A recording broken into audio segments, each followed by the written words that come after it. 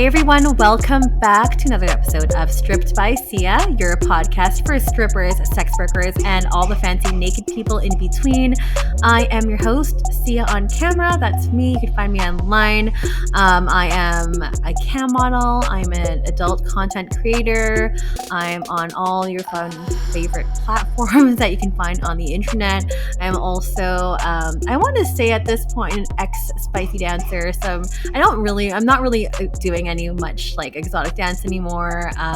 But maybe I will. Like they just opened another club here. I'm still in the roster. So if you do see me, my name is Kimchi and you can find me in Vancouver, Canada, dancing on some stage. And I started off as a sex worker, as a sugar baby over a decade ago. And I started this podcast back in 2019 to talk about the different nuances, the different stories, the lived experiences that myself and my other folks and friends in the community that we go through in terms of the work that it is we do, because our work is very varied. And I do the show because I would really like to do my part in trying to destigmatize the adult industry. As you might know, it is a highly stigmatized industry and very, very misunderstood, with lots of assumptions made about, what it is we do and how we make our money and do we pay taxes and all these, for me, mundane questions, but they're typical questions that people wonder about. So I'm here to set the record straight and also to humanize sex workers as well. So I do this by bringing on my friends and like people in the industry, experts from every corner of the industry that you can think about. So not just cam models like myself or digital content creators or porn stars. We also talk with producers. We talk with, big companies and adult tech. We talk with charities and organizations that help benefit sex workers and advocate for sex workers' rights. So you just get a vast everything. So you as a listener would have a very transparent approach in terms of understanding the work it is we do. So every episode is different. I'm very excited to talk about an episode today about the topic of making the decision to become face out. And if you don't know what that term means, face in, face out, we are going to go over what that means. But I'm excited to dive into this topic because we actually haven't talked about this in the whole series, actually. This is the first time we'll be chatting about it, so it's a pretty big deal. So we have a wonderful guest that's joining us today. If you haven't checked the title of the episode, you'll be very excited. I hope you were excited, or you might be skeptical. I'll be honest. We have Isabelle Fox joining us today, and if you are not familiar with her and her work, her YouTube channel, or Escort Academy, you will hear her story very, very shortly, very soon. But I just want to say hello and welcome to all of our wonderful Patreon subscribers. You folks are awesome. You guys have been with me since season 4, after many people were like, where do I donate to?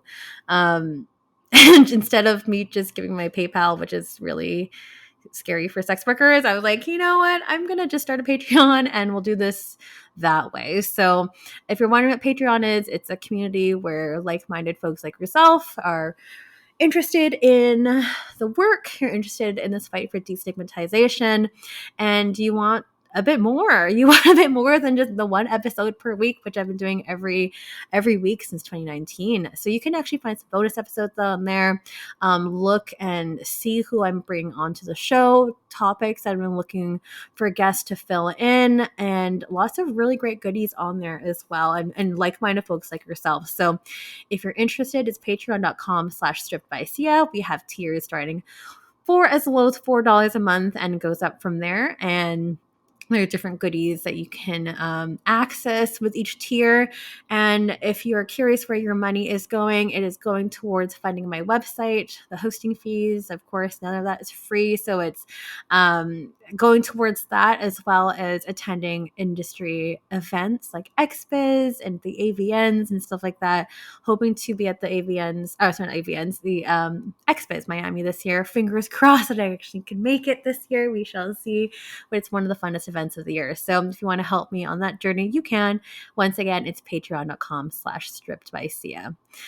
So again, we have an hour. A big topic, as I mentioned, the decision to become face out. So, having your face out in the open for various reasons, this can be done. And we're going to be talking about this topic in detail. It is a big one for sure. And as I mentioned, our esteemed guest joining us today is Isabelle Fox, who I mentioned earlier, full service sex worker, also helps tons of escorts from around the world with her YouTube channel and her Escort Academy, and based in Australia. It's like almost completely different time zones over here.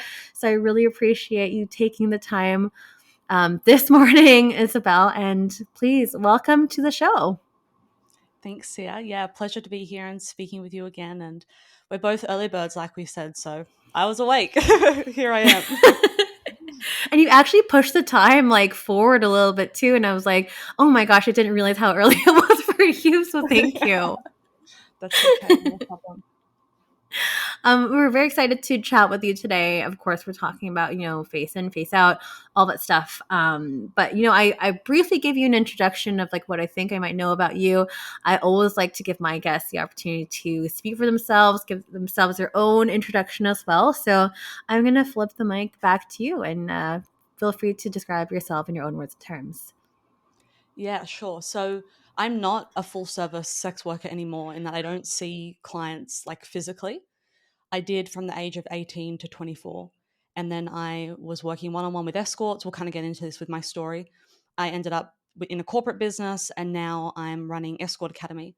So I see myself as, a business person and a mentor to my mentees and try to be an educator online. So that's kind of how I identify. I've actually never even thought about what my titles would be. But as you were saying it, I thought, oh, I should put some thought into that. And that's probably if I was introducing myself, well, when I introduce myself to people outside the industry, I tell them that I'm a business coach for escorts. So that's how Mhm. I kind of identify. I love that. I love that so much. And that's really awesome. Do you actually say like I am a business coach for escorts, like just to civilians even? Like that's really I do now, and it's very new. I mean, I don't yeah. want to jump the gun, but with the decision to Mhm. go face out, I made the decision to go all in, all in. Wow. And so now when I meet people, like I had my hair done by a new hairdresser the other day. What do you do? Business coach for escorts. Sometimes they say adult industry workers because actually a lot of people don't really know what an escort is. Like when I came Mhm. out to my mum and I told her I'm an escort, she was like, "What's an escort?" It was such a sweet little response. My mum's like very like apple pie. Oh. But yeah, so I usually say adult industry workers, but sometimes I say escorts and then have to like elaborate. But yeah, I now do Hmm. just say that verbatim. Wow, I'm gonna have so many more questions for you when we get there. And sorry to not jump the Gosh. gun and go out No, of no. order. Yeah, totally, totally. Just I pull me mean, up anytime, I'll like reel it back. I mean, why don't we actually go right into your story, Isabel? Like, I know a lot of people are always curious about that and like want to know what your humble beginnings, what your reasons for getting in the industry were. I'd love to hear wherever your beginning is. Yeah, so I started sex work when I was 18. I'm 30 now. And I was a working escort from the age of 18 to 24, like mostly full time, like probably a lot of people went in and out a little bit, but that was my full time profession. And that's how I regarded it for that 6 year period. Mm-hmm. And the idea really got planted in my head when I was 15 and I saw the show Secret Diary of a Call Girl. And that Mm-hmm. might sound a bit scandalous, but at that age, I didn't have a lot of regard for the job. It was more like I grew up poor. I have got 5 brothers, single income household. Things were tough. And I had a great family. Like looking back, I had so many blessings and so much to be grateful for, but like our circumstances were hard. And then I saw this show with like this beautiful woman who was like independent and she lived in the city and she was financially established and she could rely on herself and she just had basically everything at the time that I felt like I wanted that I didn't have. And so it got planted in my mind. And then when I turned 18, I eventually decided to give it a go. Mm. Um, but what I saw on that show was totally not what happened to me. Like I Yes. yeah, like I got into it thinking I'll get into this, make a lot of money, I'll buy a house in 12 months, I'll set up another business, and that was the plan, right? Mm-hmm. um 12 months in and that isn't what happened. And then it kind of took 3 years. And at about the age of 21, I realized I didn't really have anything financially to show. And my experience, like with sex work, was positive, but as a business person, was really hard. Like the income was very inconsistent. I struggled Mm-hmm. to get the kind of clients that I wanted to get. I had a lot of health issues. And what really ended up happening was I went through a year of like pretty challenging health issues where I was like in and out of the job. And I got to a point where I was like, I didn't genuinely know if I was going to be able to keep doing the job. And I didn't have anything to show for my time financially. And it was really scary. It was really like, I don't know what else to do. Like, of course, I could have gone into any job, but I didn't like want to. And Mm-hmm. it wasn't very financially appealing. And I didn't feel like I had any skills. And I didn't want to leave the industry with nothing, like knowing what was possible that I was thought I was seeing other people doing, but I just couldn't like do, you know? Mm-hmm. So at 21, I fortuitously met a male business mentor. Like it just kind of happened. And he worked with me and just taught me how to approach it like a business. And that was, Sia, like the mindset that I always had from the beginning was I always saw the industry as a credible professional industry. And I felt that I was providing a valuable service to my clients. And I felt really good about that. But I didn't have like the business skills to like be successful in the way that I wanted to be to get out of it what I wanted. And that's really what he did for me. You know, I was trying, like I didn't go to uni or anything, but I was a big believer in self-education. So I was like reading the books and trying to find the material, and it just wasn't like working. And then fortuitously I met him. He wasn't in the industry, but he just like taught me some basic business stuff. And within 12 months, I was earning $2,000 an hour. Everything had changed, and it was, yeah, like night and day. And what happened next was because I'd been in the industry for, by that point, 4 years, I had a lot of friends. And because I was, you know, I really had insulated myself in the industry by that point. That was my life. Mm-hmm. And my friends saw what I was doing and asked me to help them. So I did. I started working one on one with people, and I was really passionate about it, like really passionate. And what I actually wanted to do was start my own brothel because I wanted to do it on a bigger scale. Mm-hmm. So I spent 12 months in Sydney trying to do that and wasn't successful. And turned out that Mm-hmm. starting a brothel was not easy. There was basically two options. Either like you start one from scratch and you have to go through the permit and the licensing process. And I was trying to do that. I was working with an industry advocate slash like permit kind of specialist. And she basically taught me that the process is you apply and you get rejected over and over and over again because they don't really want to give them until eventually maybe you get it. And then along the way, you have to make commitments to leases, you have to spend money on the application process, on lawyers. So that wasn't very appealing. Or you could buy a brothel, which costs like millions of dollars, and no bank is going to loan you money to buy a Millions of brothel. dollars. Right. Yeah, at least not to buy a brothel, right? So they don't do that. So I spent a year trying to do that and it didn't work. And then eventually, like, we're still committed to what I wanted to do, which was to just like help more people in the industry because I was passionate about it.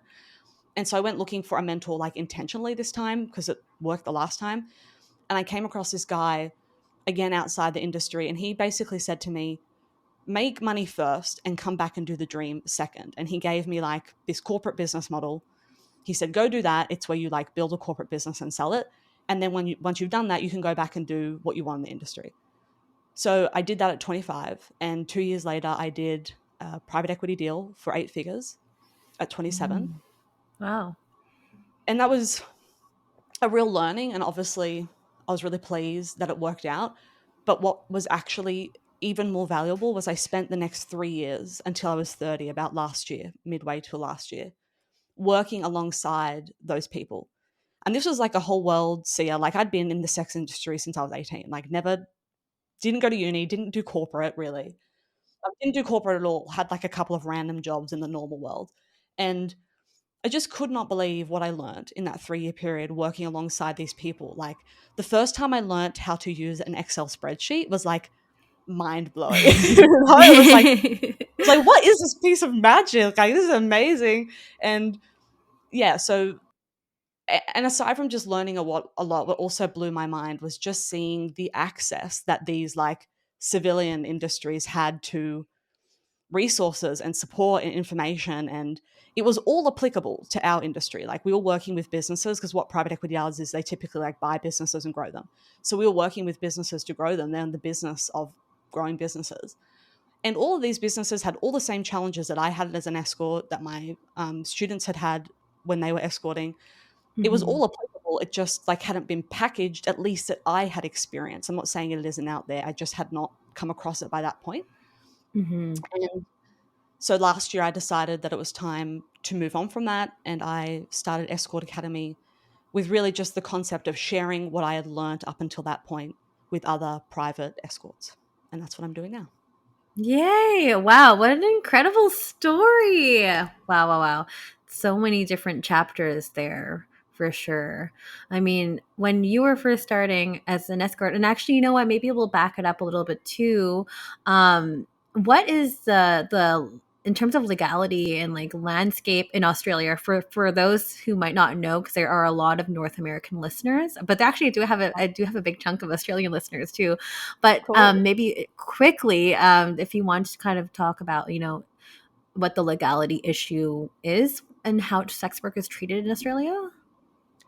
Yeah, really good question. And thanks for raising it, because I wouldn't have thought to elaborate. Every Mm-hmm. state is different, and the laws are changing, not regularly, but they do change. So I'll give my understanding, but Sure. people need to check it out because it changes, and I Of can't like course. speak to it to heart. But in Sydney, it's completely decriminalized. In Mm. Melbourne, I think it was recently decriminalized, and then in other states in Australia, there's varying degrees of there's typically a version of sex work that is legal in most places. Mm. And so it just depends on complying with a range of laws. Like, in some places, it's allowed, but only in a specific location. In other places, Mm. it's allowed, but there are certain parameters that can't be happening. But these things are also changing as well. Like, at one point in Queensland, which is one of the states of Australia, you could be an escort working by yourself, but you weren't allowed to be in the room with another escort. That was illegal. And I Oh. think that yeah, and I don't really know Huh. why. I'm sure there's some reasoning behind it that's to do with sex trafficking and protection and stuff, because that's my understanding of how this stuff usually comes about, at least on Mm-hmm. paper. Um, so yeah, it varies everywhere, but Sydney specifically is completely decriminalized. Even street work is decriminalized. It's just that there's some Amazing. sanctions. Yeah, there's just some sanctions around. It can't be done like near schools and churches and that sort of thing. Mm. Mm-hmm. Does Well, that better answer the than most question? places. Oh, that's more than answered the question. Thank you. I didn't want to. I wanted to acknowledge it, but also not to spend too much time of it because I didn't want to detract from your story as well. But I mean, you've gone through all these different hoops, all these different chapters within your sex work career, and now you're giving back to the community. With your escort academy too, but also recently as well, becoming or making the decision, making the conscious decision and intentional decision to actually become face out, that being a new thing for you recently, which is scary, exciting, all the emotions. I feel like, we should start talking about that. But also maybe we'll start at the top in terms of like describing to our listeners, what is the difference between face in and face out, and we'll kind of trickle down from there and start this big topic. It was a big topic. And actually, when I came on this morning, I realized it's been less than 6 weeks since my first face out ever video went live. So it's actually so new, but like, Mm-hmm. you get on with your life, and obviously we touch on this. It felt like it's been like that for longer than it has, but I have to sometimes remind myself that this is really new and I'm still getting used to it. Sure, of course. Take some adjusting. I'm sure. Well, right? Yeah. Of How long course, have you of been course. face out for? For pretty much ever, actually. Which is really crazy. And like with we spoke about this off air, but with some of my like legal name being attached to things, like that being a whole thing. So it was also like baby sex worker mistakes when I first started, but now it's kind of looped into my branding, so it's like a big freaking mess, but now I own it, so it's like I mean, and we'll talk about, when you are face out, what comes with that, what potential Yeah. consequences come with that. Yeah. And the whole shebang. But I mean, this is a new experience for you. How did you get to that experience? And also, sorry, we should define face in, face out. I think it's obvious to many people, but for those who are new here, maybe they don't know what it is. We can start off there. Okay. Well, I mean, subject to perspective, right? But I'd say in simplistic terms, if you're face out, your whole face is exposed. Although you may still be, usually my experience is that people are still trading under an alias, like me. Like Isabelle Fox is not my legal Hmm. name, but obviously this is my face and Hmm. it's everywhere, as opposed to face in, where all of or part of your face is concealed. So when I was a sex worker, like actively, my face was always partially concealed, but like pretty light. You know, like if you knew who I was, you would have known who I was from the photos. But there was Hmm. just that level of anonymity that gave me like certain comfort, which I'll speak to. And for that, I had like a half face blur, usually like a blur that covered this or maybe even this ear sometimes, like just the eyes.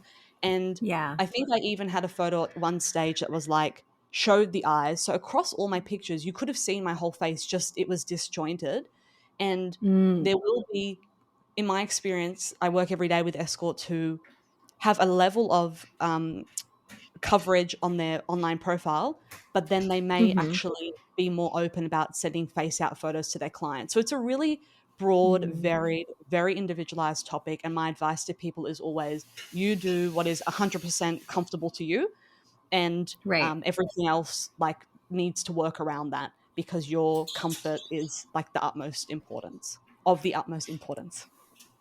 Yeah, yeah, for sure. I mean, even speaking with myself when I first started sugar babing a long time ago, I didn't have any face out pictures until I started sending them privately Mm. to the clients I would be speaking with on the platform that I was on before, but never like in any kind of advertising sense. Like I Yeah, wasn't really out there. It was all still like kind of behind the paywall or behind the messaging, behind yeah. some privateness. Mm. And then kind of went out from there. So, I mean, there are different kind of ways that people like. There's no right or wrong in terms of like how you're being face in, because I see most of the people, most of my friends will blur the eyes and like leave Yeah, the mouth. Sometimes it's just mostly the eyes, yeah. but it just depends on whatever you are comfortable with. And wanted you to kind of touch on that topic in terms of like what is that comfort, why there's certain places that we blur and other parts that we don't.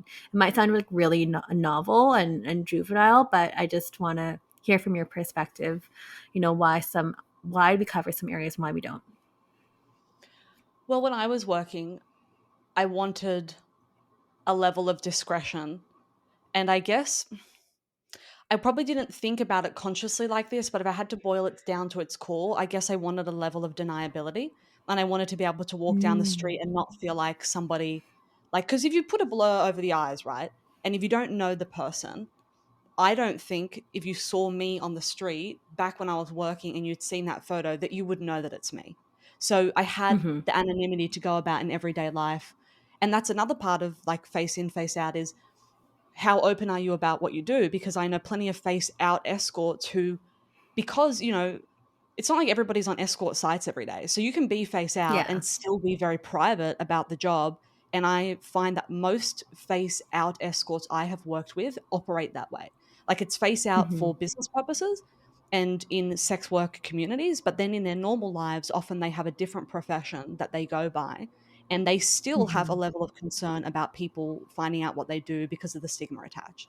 So I Mm-hmm. guess when I was working, to loop back to your original question, just having that made me feel that I had a level of discretion so that somebody who I didn't want to know wouldn't know. And when I was younger, I didn't really think about this until a few years in, but also then having to deal with institutions that are Mm-hmm. stigmatized, even though, like, legally in Australia, you could do it, like going to banks and getting money Yeah. and having a bank account. Like in Australia, there were banks that if they knew you were a sex worker, they would close your account. Like, even though it was Mm-hmm. legal, you weren't doing anything wrong. So it wasn't even just your personal preference. It was like, what level of challenge and difficulty do you want to take on in the world? and live with every day. And everybody also has a personal opinion on that. And my view for many years Yes. was, I was comfortable with people knowing what I did who were close to me, but I didn't want to deal with issues with banks, introducing myself to somebody and seeing the look on their face and having a whole conversation about it. And I guess the Mhm. blur just helped to keep that boundary. I guess it was a boundary. I haven't thought Yeah, about it before, so you're definitely. giving me good questions. But yeah, I For think for sure. me, that's what it was. In this moment, just thinking about it off the top of my head. Totally. And actually, you kind of hit the nail on the head about something too that I just thought of it now, that one of the ex users mentioned too. But you were mentioning about institutions, and with all of facial recognition software and border detainment, and them using AI to, I don't know how it's happening, but it's happening a lot here, at least in North America, where a lot of folks, even though you are face in, are getting questioned at the border, are getting detained at the border too. I'm not sure if you have anything to also add to that as well. Or I don't know if I don't even know if that relates to more and more people coming face out now because there is no protection anymore. I just don't know. But I think it's worth mentioning. Yeah, that's a good one. And my decision in going face out, one of the things that had me hesitating more, like as well as the other things, which we'll get into, was my brother lives in New York and we're very close. I was just there in December, January. And the truth is, I don't know what's going to happen. I don't know next time. And I don't even know how to find out. Like, how do you find out? And I'm guessing there is no way. You spend your money on a ticket, you rock up at the border. And, I've heard varying things online with not a lot of clarity because I don't think there is any clarity. But you're right; it seems to be that there is. Obviously, this facial recognition, it's getting more developed, and I don't know what the decision making parameters are. So that's going to have to be part of. Like for me, I had to really carefully consider that and decide whether I was willing to make that sacrifice because it's a No, part of the future yeah. at the moment.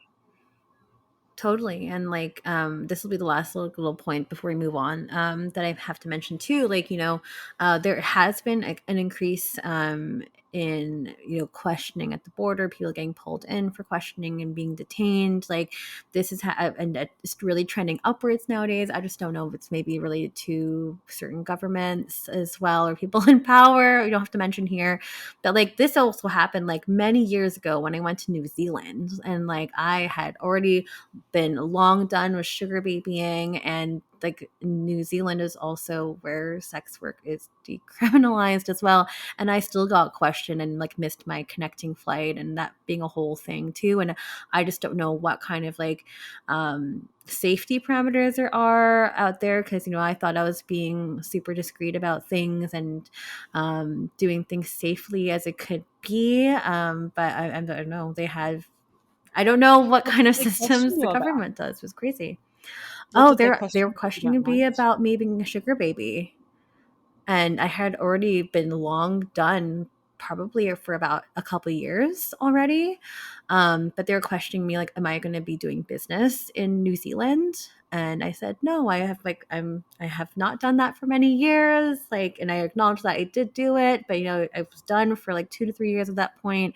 I was visiting a friend, and they were questioning if I was going to there to do work, and I said no. But it was a challenging situation to be in for sure. I was there It for would have been 4 hours. super stressful. Like Very that's stressful. I missed my flight. I couldn't get a hold of my friend too, and it just everything just looked bad. But those are real things that could happen to you. Even if you're being super discreet and you are blurring your face and doing all the things.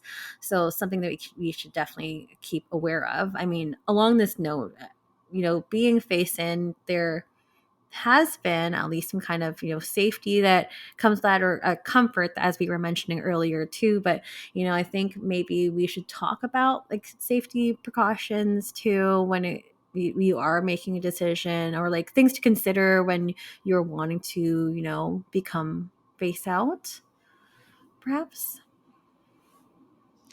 Yeah, well, this topic is one to consider. Where do you live? Hmm.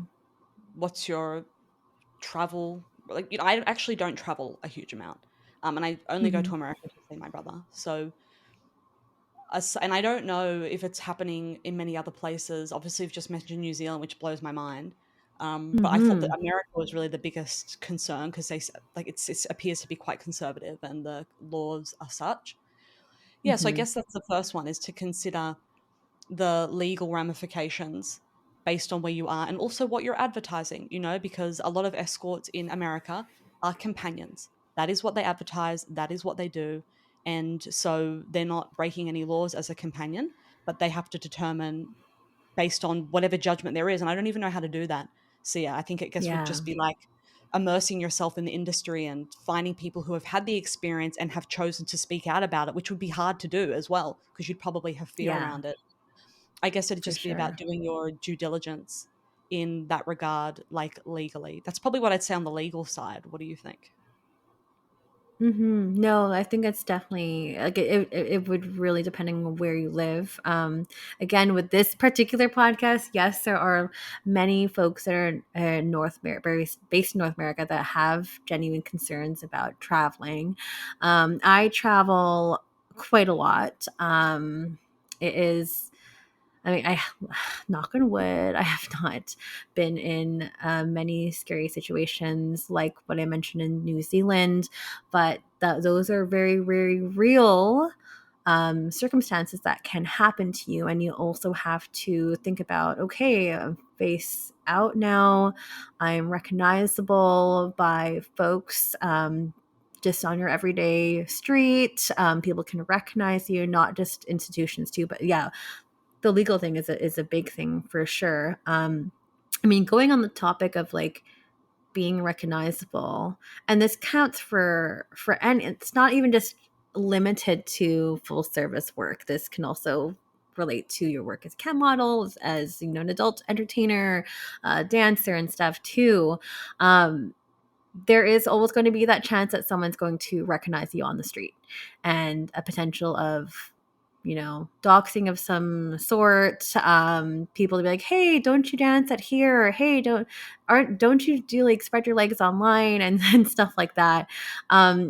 Have you ever been in a situation where someone has recognized you before in your real life, and how to best navigate that? It happened one time ever. And, to add to that list as well, anybody affiliated with the adult industry and sometimes even seen to be endorsing it, right? Because working in the industry, I feel that I've been pretty fortunate and blessed most of my career, and that I've been surrounded by supportive people. And the times where people Mm-hmm. haven't been supportive, my judgment based on what I could derive from the interaction was often that they didn't want to have the stigma blow back on them. So, Uh, I think that it's even people that are operating, like obviously offering services to adult industry workers and being seen to endorse it. Unfortunately, like the stigma doesn't discriminate. It's there. But then to answer your question, mhm. see, it only ever happened once, and it was just like the sort of thing that you could never possibly anticipate. I was working in a brothel, and I was also working at a gym, just like on the desk, right? Mhm. And when you're in a brothel, often you're sitting in a waiting room, and when clients come in, you have the opportunity to like kind of peek around the corner because everybody's usually concerned about, because I lived and worked in the same area, so Yeah. you'd kind of want to see. And I was working at like another business in the fitness world in the same area. So you would actually take quite a lot of care. But at this particular brothel I was in, they had some nights where there was like an open floor and everybody was mingling and stuff. It was actually a really fun environment, but the downside was the Mhm. discretion wasn't there, right? Right. And one day I was at somebody's house randomly, and there was a person there who I'd never met before for about 30 seconds. And then the next day, rumors started up in my gym that I worked in a brothel because that person recognized me. I didn't know him, he hadn't Ah, been a client. And the rumors went away, but that's the only time that I am aware of. Obviously, there could be stuff that I don't know mhm. about. And Right. basically, it got rumored about. I said to one person, no, that wasn't me, and that was it. So I've been fortunate that that's been my Mm. only experience thus far. Wow. How do you mitigate a situation like that, especially with rumors can spread like wildfire, and like Yeah, that being a very uncomfortable thing to go through, especially at your line of work? yeah, it Ugh. was. Icky. Yeah, that's never fun.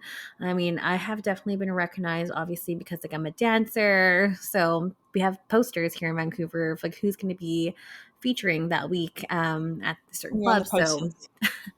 yeah, we're on the posters. I mean, I don't think Okay. a lot of them don't print out the posters anymore, which is Okay. kind of nice. But earlier in my days here, there were posters, Did they and so ask you your can see permission who's going to to be do that? there. Nope, No, they just did it without asking. nope.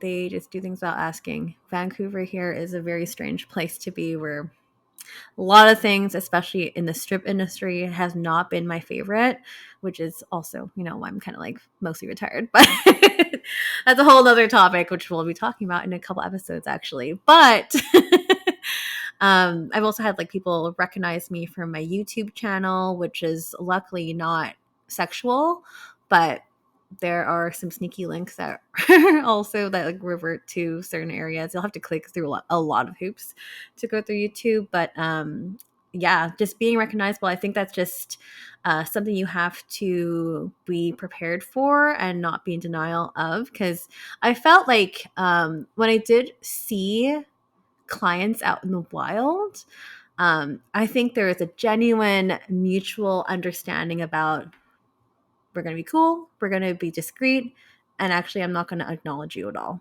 Like that's just the attitude that I had given with my clients. Like it was something that we never discussed before, but it was kind of a mutual understanding. Like this is just how business goes. But now with creator businesses and people getting more access to you with paid platforms and stuff too, I feel like, and I don't know, and people can definitely chime in. I just would love to hear your feedback, but I feel like with fans, especially when dealing with fans and followers, that they almost feel entitled to gain more access to you and approach you in the wild. But people, I would love to hear from people to see what their experiences have been with that. I'm a super micro creator, so I can't say that like, oh my god, this person recognized me from this video or whatever. Like I'm not that as big as that, but like those are things that you should definitely consider when you are starting to put your face out in the wild, on the internet, in your ads, on your websites, all the places and stuff too. So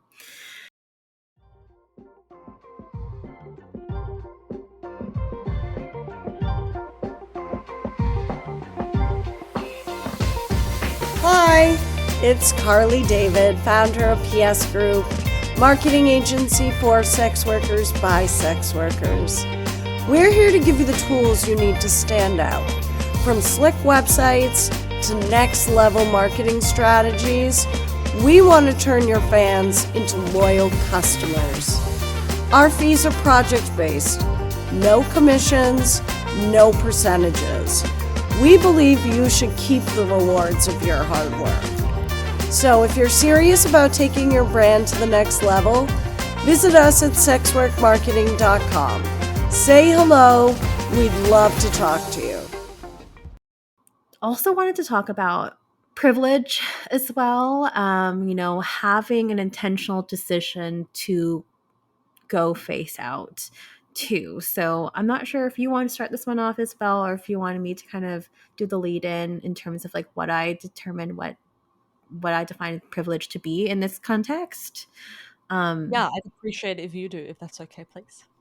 For sure. Yeah, absolutely. So, you know, privilege, I think there is a certain degree of privilege when it comes to determining if you want to be face in or face out.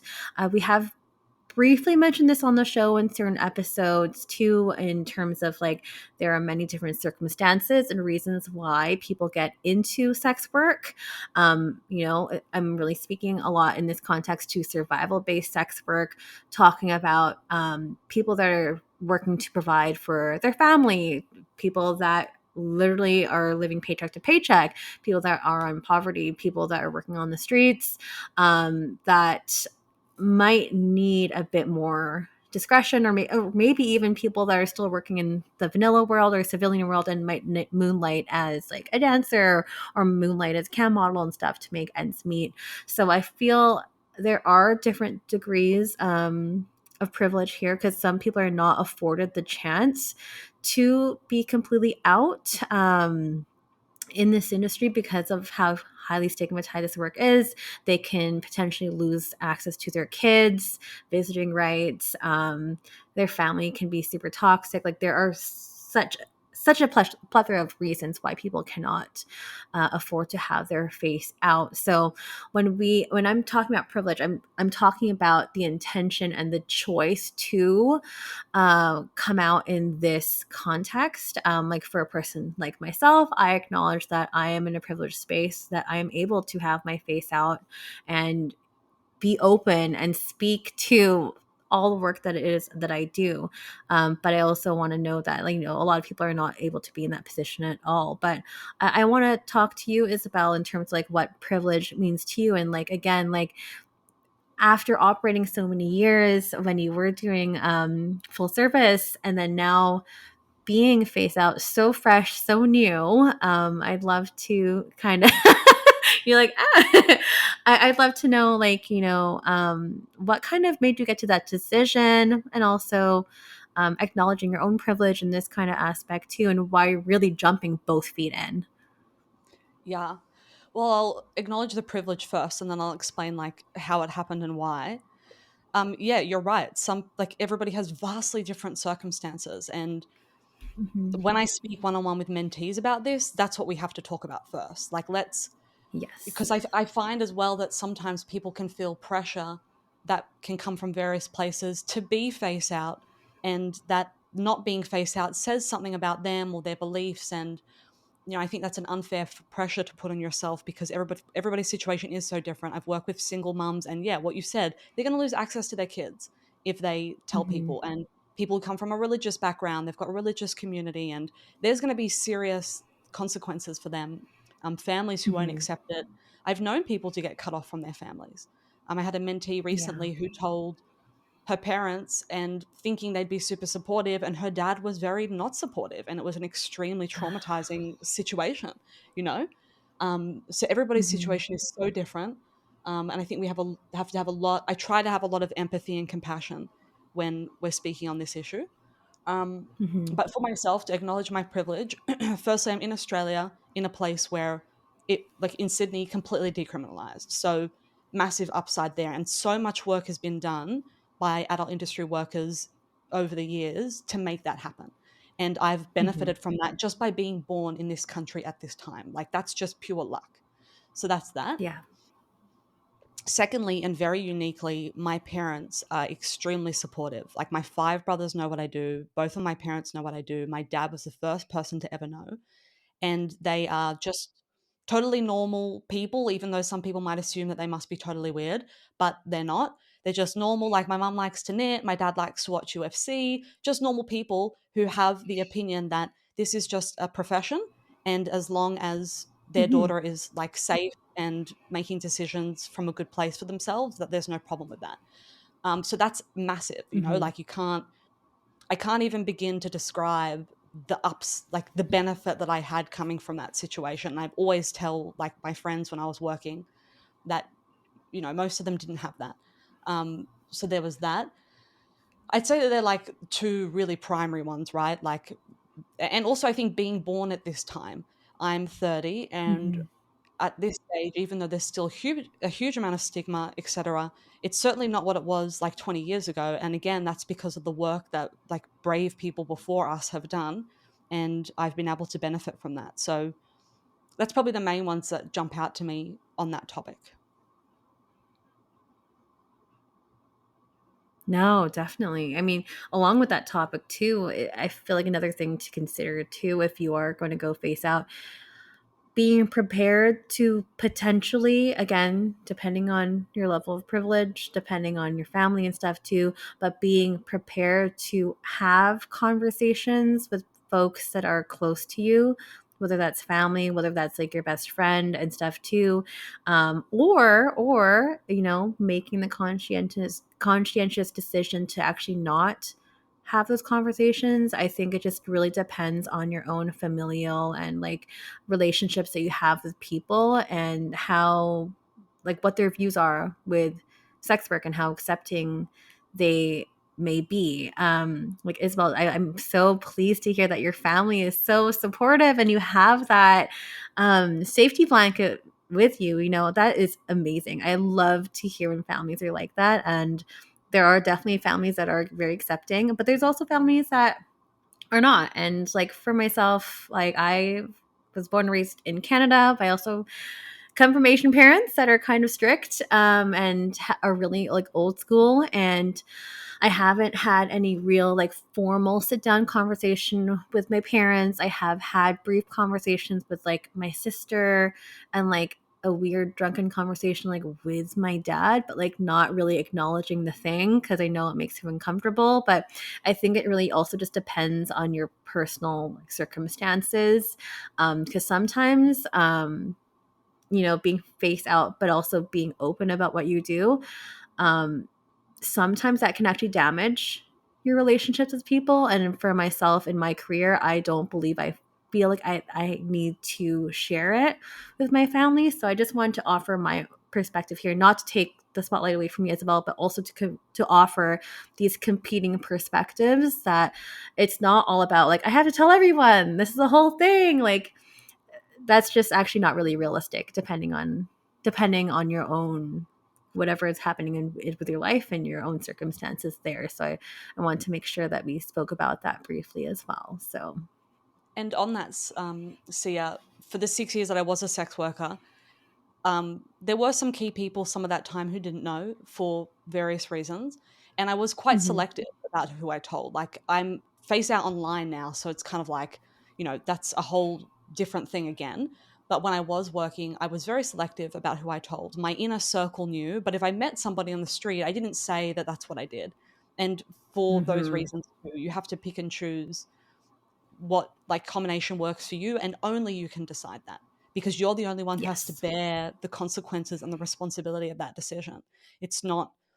It doesn't have to be done a certain way. So I think that's important too, for people to acknowledge that it's based on your personal situation. And it's easy for me to sit here and say, oh, it's great, my family knows, but that's because there was zero pushback, and one of my brothers is gay, and when he came out to my parents, my dad was like, that's fascinating, is it nature or nurture? And then they had like a psychological discussion about it, like that's my parent. And I That's didn't amazing. choose. Yeah, I didn't choose that. I just like got born into that. And so it's easy for me to be like, yeah, my parents know, but it's because it came with literally zero hardship.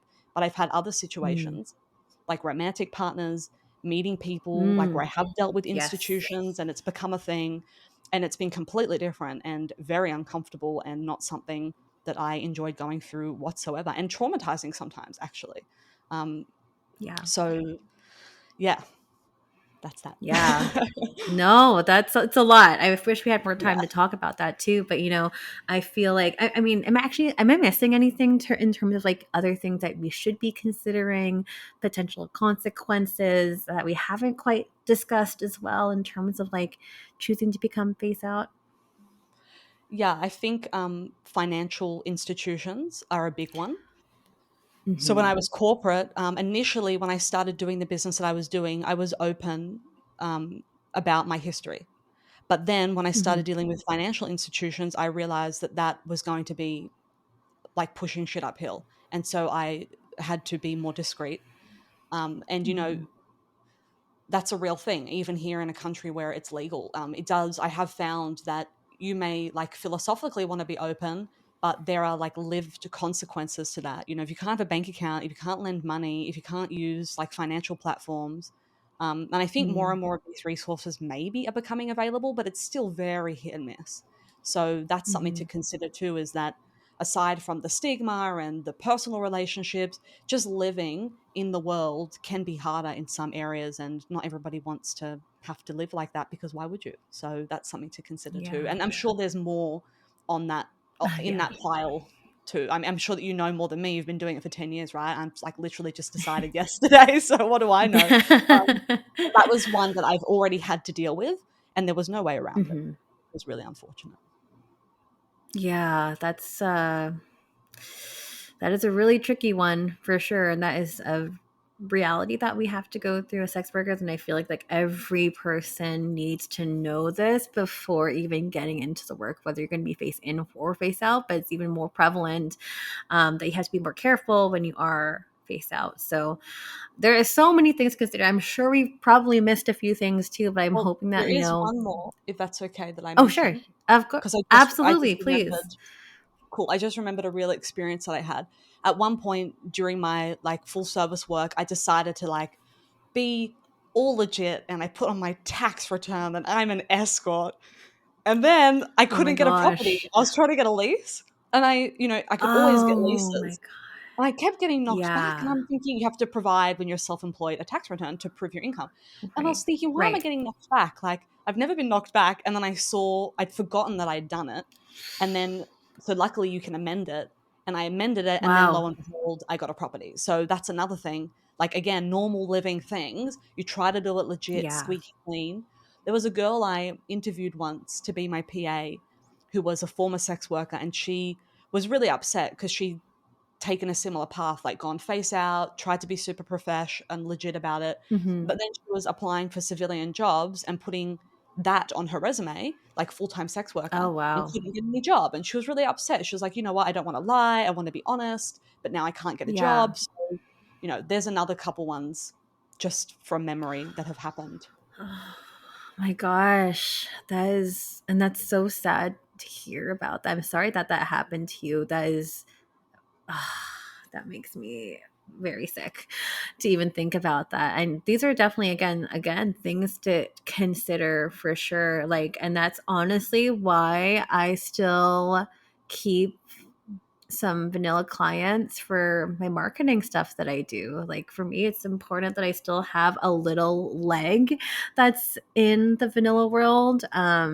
Like I have a couple legs that have nothing to do with sex work in terms of like my income as well, just because it makes my life a little bit easier. And it's important for me to kind of keep ties within that. If I ever decide I want to leave, if I ever want to retire, I mean, I feel this conversation is going to have a part two at some point in talking about retirement and what you are going to be doing if you are face out, what happens with that, with your images being on the internet.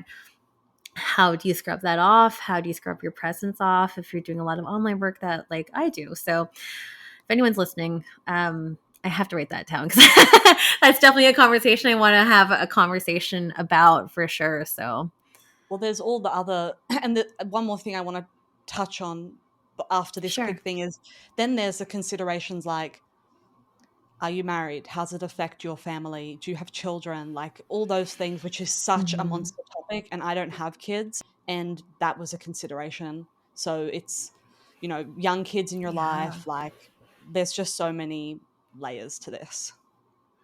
So many layers. Oh my gosh. I feel like we could talk for another hour on this as well.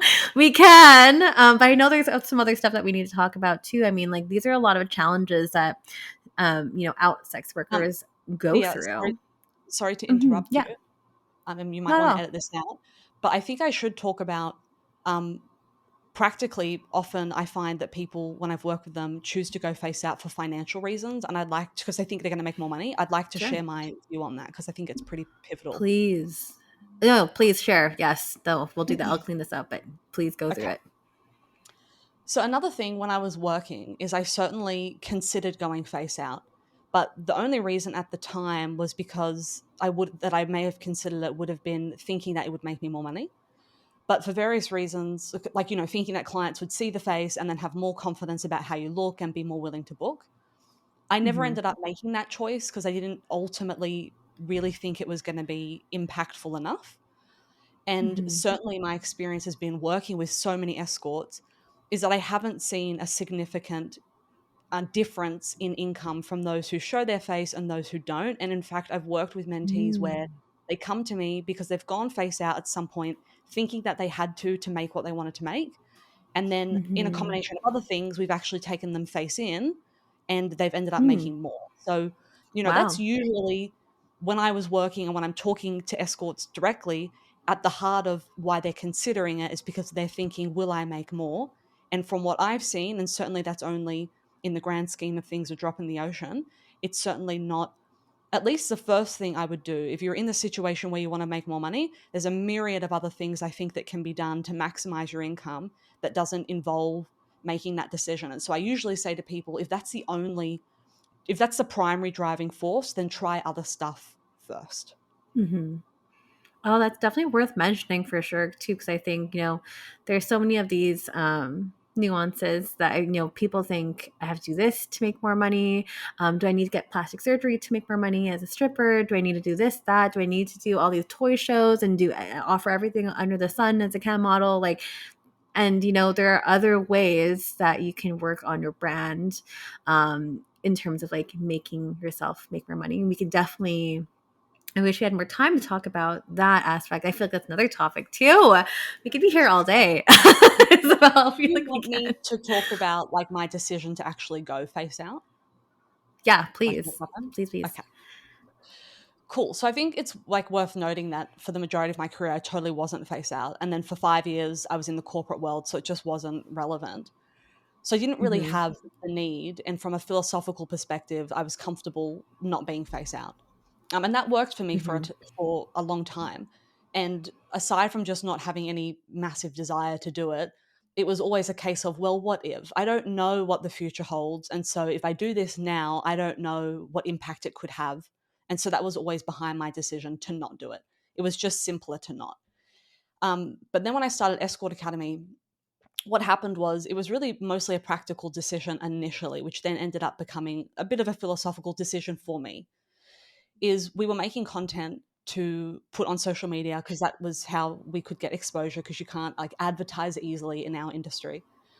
Mm-hmm. And initially we were making content without my face in it because I actually thought that that would be more efficient, because making content is very time consuming. I hadn't done it before. Like Yes. I'd had a YouTube channel for a number of years, but very different type of content. So I started with faceless content, but that actually turned out to be incredibly complex, time consuming, really expensive, and Yes. just wasn't, yeah, really expensive. I just had no idea how expensive it was to do like content at a, not crap level, which is what I was doing before, and make like more than like one video. It's not simple. Mm-hmm. And so I started it like that, and then it kind of became clear at the end of last year around December that, okay, going face out would make that whole process easier and probably more effective. And that's the first time I really considered it. So probably December was the first time it Wow. came into my head, yeah, that like, maybe you should do this. Maybe there's a material benefit here. Um, Mm-hmm. and then in January, went to this business workshop and had actually a really upsetting experience. Most of the time, I find that people that I'm surrounded with are overall really positive, um, Mm-hmm. and very accepting. But I had an experience where that wasn't the case. Where I was at a business conference and there was like clear stigmatization and like exclusion. And Mm. so I came back from that and I had been thinking about going face out, but then I had that experience like right as that happened, and that was challenging to Yeah. wrap my head around.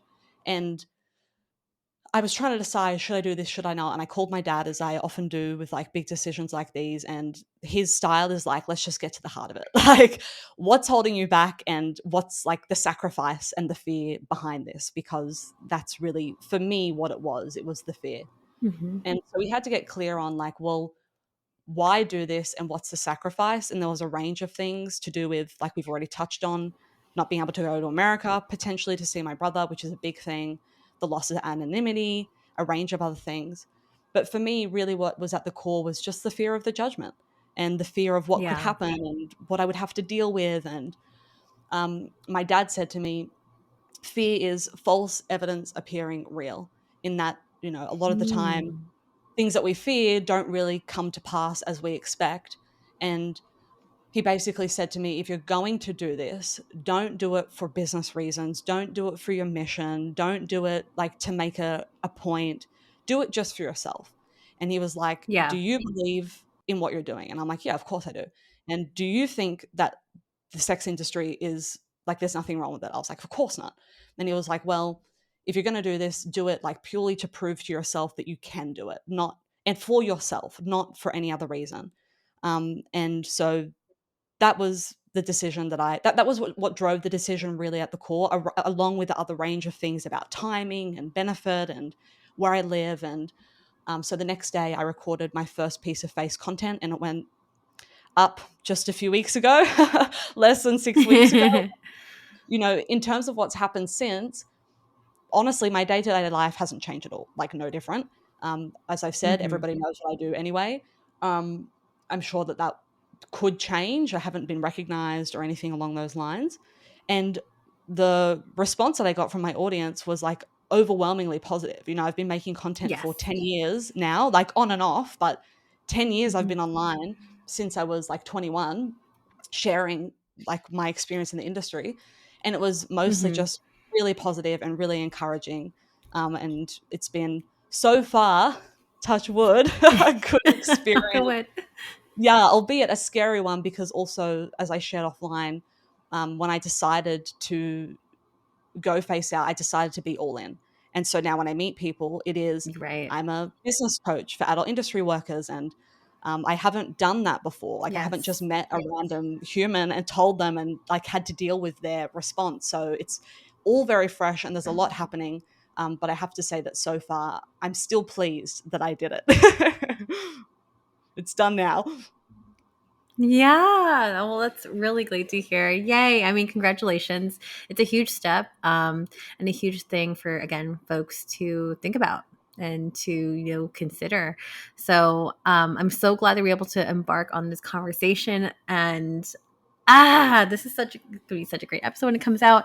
There were a couple other things that we want to talk about too, Cool. as we close out the episode too. But talking about other challenges, learning how to succeed as a solo operator. We can quickly go into that too, because I think it's kind of related as well. But yeah, feel free to go into that. Yeah, well, what I do now is I'm a coach for escorts, specifically Mm-hmm. private escorts, for those who want to do private escorting. So a lot of my content is like geared towards that, because that's what I've lived for years and that's what I'm dealing with every day. And, you know, we deal with all sorts of challenges, and stigma is a big one. And we've touched on that, and the face out, the face in.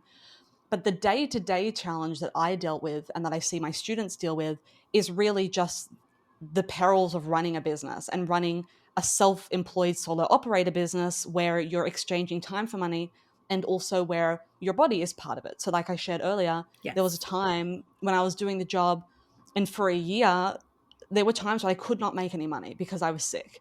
And that'd be like an Mm. athlete, if you play like soccer for a living and you've like sometimes have a sprained ankle. It's like it's a serious issue, and it's a unique issue.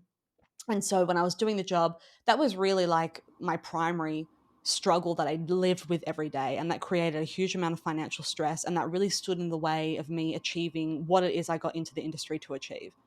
And it was really Mm-hmm. because of the mentor that I met outside the industry, teaching me practical business skills that apply to any business, just like ours, which is a Mm-hmm. legitimate business, that enabled me to figure out how to get out of it what I wanted.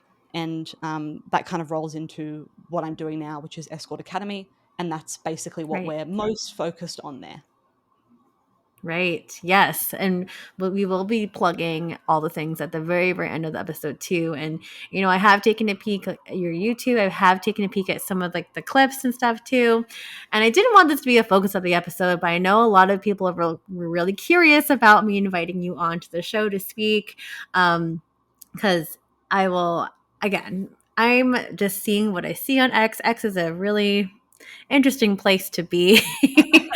And Yeah. very full of like very opinionated people, and there's going to be things that people don't agree with, like, I'm not sure if you're aware, but some people don't always agree with your advice that you give to baby sex workers. Some people might have thought that you were a parody account for a long time before you got face out, and Which was wrong, I obviously. think which is definitely wrong. It's Yeah. completely false. Yeah. And perhaps some of the clips might be a little bit clickbaity, but I would love for you to kind of address this as well, and talk about that, because for me, I see some things on the internet. I don't always agree with them. I haven't always agreed with some of the stuff that you've been telling people, and that's totally fine. I think for Myself, I feel like whenever any kind of advice is being given out in the world, we should always take everything with a grain of salt.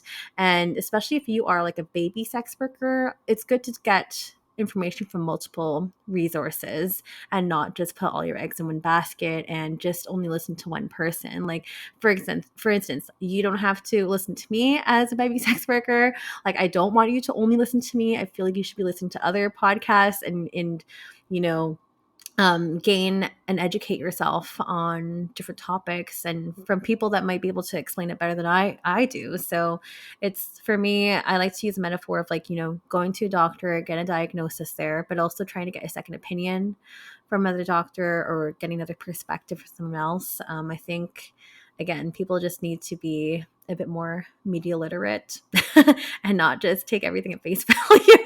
But I would love to give yourself the opportunity to address this too, because I know people are like, why, what kind of person you're bringing onto the show? And I feel like everyone deserves to speak for themselves. So what do you have to say as well? Yeah, I mean, I think I've been online for 10 years and I have not sat down and counted, but I can tell you gut feel anecdotally. For everything, all the feedback that I've gotten, less than 1% is negative, if you want to put that term on it. And to Right. talk about how like I deal with challenges is that I actually don't subscribe to that language. Like Mm-hmm. negative, positive, win, loss, failure, success. That's dualistic thinking, which you can choose to Mm-hmm. reject. And you can instead choose to see it as all shades of gray. And how I look at this is all learning. So when people say the things that they say, I don't even regard it as negative. And in the totality of what I've done, I'd say less than 1% is sharing a view which is clearly different to mine, which Mm-hmm. firstly, if I'm going to be online and I'm going to live in the world with other human beings, I have to accept that that's going to happen. And I'm Mm-hmm. online in an interesting industry that is sensitive as well. It's not even just that it's stigmatized, it's a sensitive topic because we're not talking about baking a cake. We're talking about having sex with somebody, which is an intimate Yeah. act.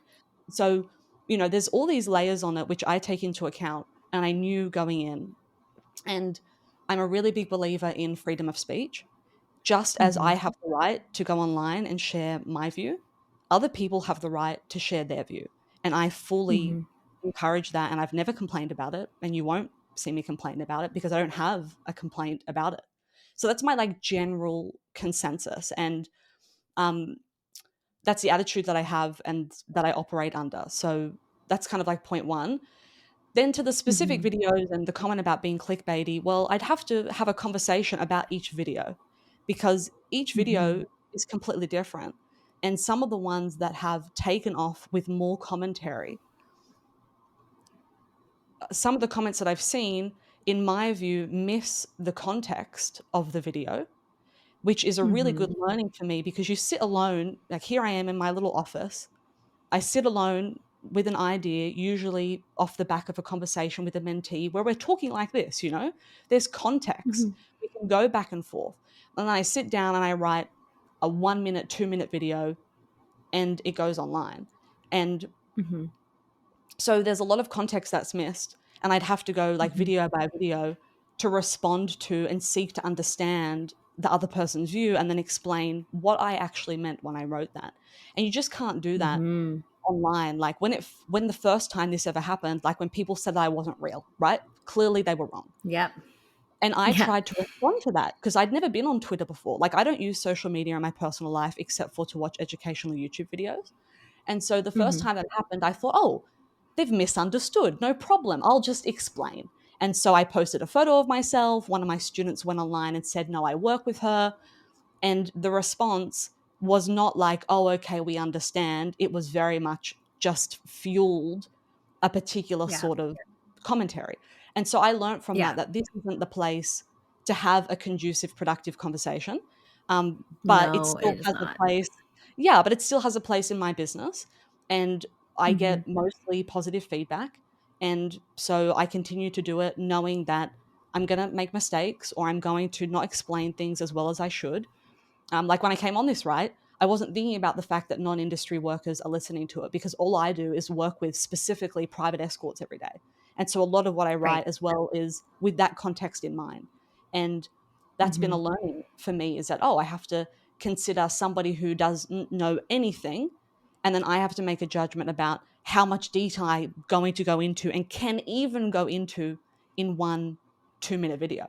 So, Right. um, yeah, does that kind of answer the not Of question, course, but the you topic? more than you more than answered it too. And like, I hate when people have to like, feel like I have to answer to things. And like, sometimes I'm also an online persona outside of my sex work, and people have opinions, and they're going to be opinions, and I have my own opinion as well. And you are absolutely able to have that and exercise that. And I'm just able to have you on to speak your truth here, Isabelle, and also for you to share your experience too, and your expertise, your perspective on this episode. I have enjoyed our conversation. I think there's lots of stuff that are going to be super useful for folks who are listening who might be in this exact same position as you were 6 months ago, or 6 weeks ago, sorry.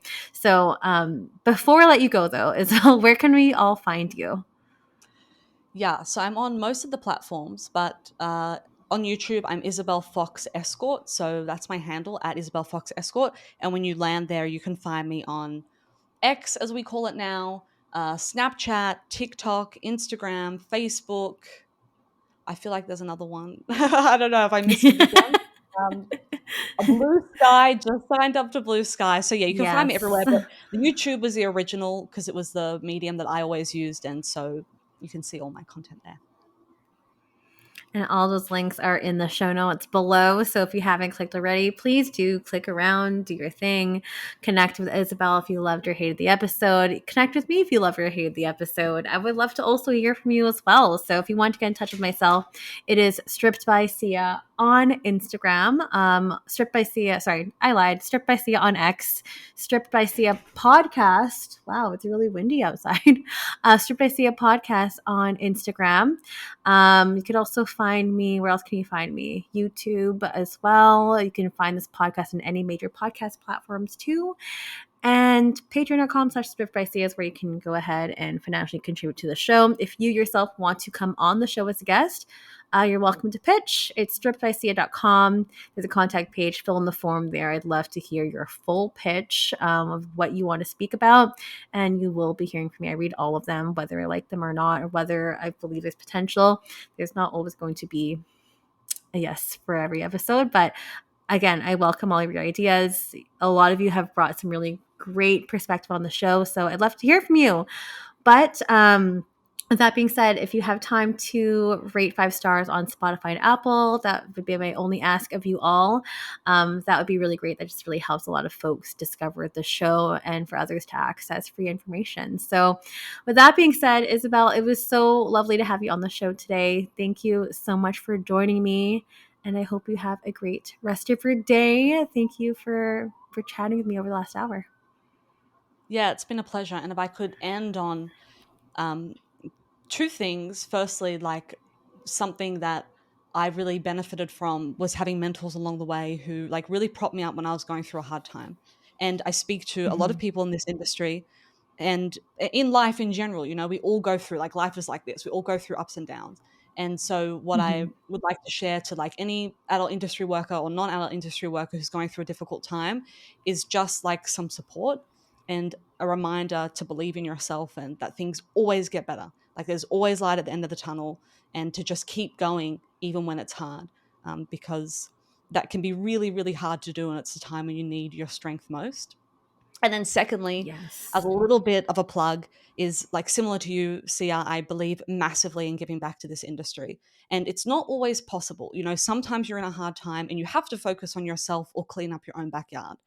But when that time passes, when you get the opportunity and if you have the ability to give back to the industry by even just like responding to a referral request from a fellow worker, or answering that Mm-hmm. text from somebody who's reached out to you to ask you a question, if you feel comfortable and safe.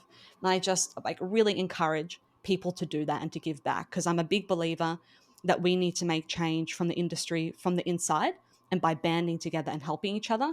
And I'm doing that in the way Yes. that I'm capable of right now. Sia, you're doing what you feel you're capable of. And so, yeah, I just always like to plug that, like, help. When I first started, there was an escort, Estelle Lucas, who gave me her time for nothing and her expertise, and it went a massive way in helping me navigate this industry. So I just always remind people to do that when you can. And that's it. Yes, and I love that too, because again, like I've spoken about this before, but like this work can be super isolating. It's nice to have a little bit of guidance to help you in the right direction as well. So thanks for mentioning that. But yes, great things, great points to end on, and thank you so much again, Isabelle, for joining me on the show today. It was a pleasure having you. Thank you. Thanks, Sia. Likewise, lovely to speak with you.